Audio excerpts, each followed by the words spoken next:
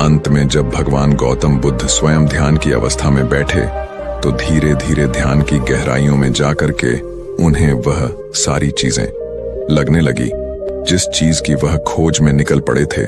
ध्यान के जरिए वह अपने सभी विचारों पर विजय पा लिए। उनके गुरुओं ने उन्हें बहुत सारे कर्मकांड उपाय बताए, लेकिन उन कर्मकांड का कोई मतलब नहीं हुआ। अंत में जब भगवान गौतम बुद्ध स्वयं ध्यान की अवस्था में बैठे तो धीरे धीरे ध्यान की गहराइयों में जाकर के उन्हें वह सारी चीजें लगने लगी। ध्यान के जरिए वह अपने सभी विचारों पर विजय पा लिए।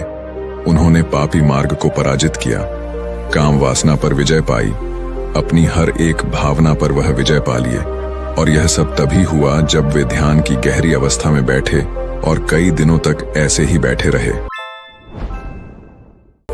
बौद्ध भिक्षु अगर किसी बात पर ज्यादा जोर देते हैं तो वह ध्यान की प्रक्रिया पर ध्यान में कई घंटे तक बैठे रहते हैं, जिससे उनका दिमाग बहुत ही शांत रहता है, उनका मन बहुत ही शांत रहता है। और जिसका मन शांत रहता है वही किसी भी चीज पर अच्छी तरीके से विचार कर सकता है, अर्थात वह मन और मस्तिष्क दोनों से मजबूत होता चला जाता है।